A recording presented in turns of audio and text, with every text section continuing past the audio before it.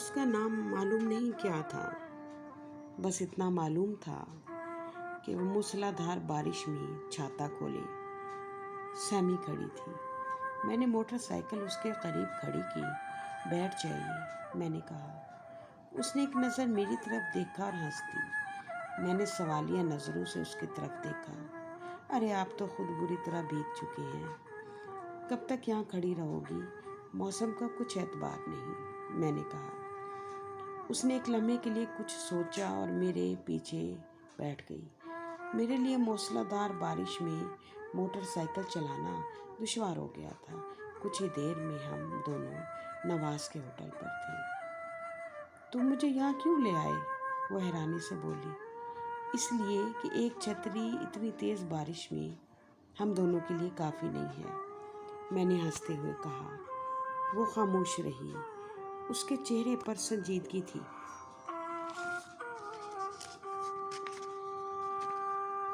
پڑھتی ہو؟ میں نے برآمدے سے کرسی اٹھا کر اس کے قریب رکھتے ہوئے کہا۔ جی، وہ بولی۔ بیٹھ جاؤ، میں نے کرسی کی طرف اشارہ کیا اور وہ بیٹھ گئی۔ اس نے ایک نظر میری طرف دیکھا، اس کی آنکھوں میں خوف سمٹ آیا تھا۔ بارش رکتے ہی ہم یہاں سے چلے جائیں گے، میں نے اس کو تسلی دی اور وہ سر جھکا کر بیٹھی رہی۔ کچھ ہی دیر میں نواز چائے کے 2 بڑے مگ لے آیا۔ چائے پی لو، میں نے اس کے ہاتھ میں مگ پکڑاتے ہوئے کہا۔ دل نہیں چاہ رہا، وہ بیزاری سے بولی۔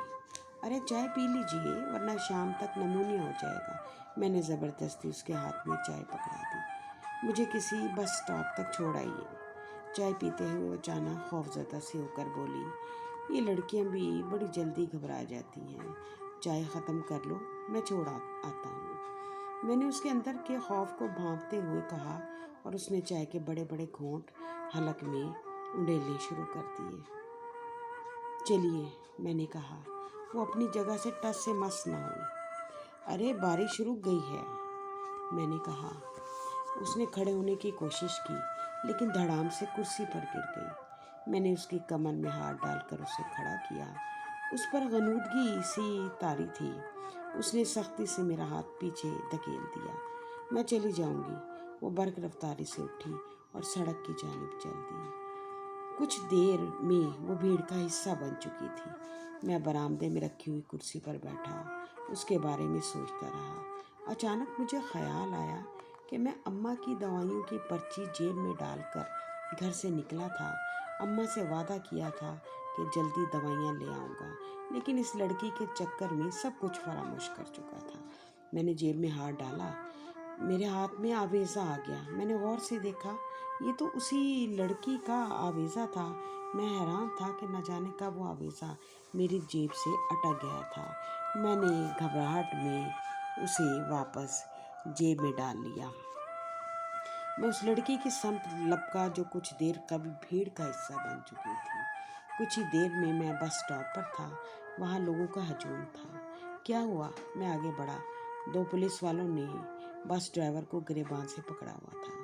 مرنے والے کی لاش کو میلے سے کپڑے سے ڈھانپ دیا گیا تھا۔ لاش شناخت میں نہیں آ رہی تھی، کسی نے کہا۔ میں نے آگے بڑھ کر اس سے قبل کہ میں اس کے منہ سے کپڑا سرکاتا 2 پولیس والے میری طرف لپکے۔ کیا ماجرا ہے؟ پولیس والے نے کہا۔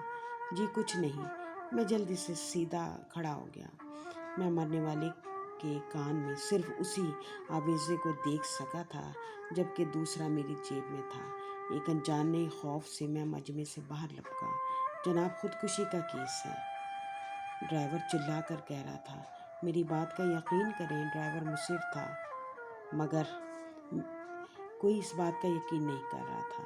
میں مجمع سے بہت دور آ چکا تھا، میرا وجود پتے کی طرح لرز رہا تھا۔ میں نے جیب میں موجود آویزے کو باہر نکالا اور بہت دور پھینک دیا۔ اس آویزے کو پھینکتے ہی مجھے لگا کہ میرا وجود ہلکا پھلکا سا ہو گیا ہے، لیکن چند ساتوں میں میرے کندھوں پر وہ بوجھ آن پڑا تھا جس سے میرے اعصاب بھاری ہو گئے تھے اور مجھ سے چلنا دوبھر ہو گیا تھا۔ میرے کندھوں پر مردہ لڑکی کا بوجھ آن پڑا تھا۔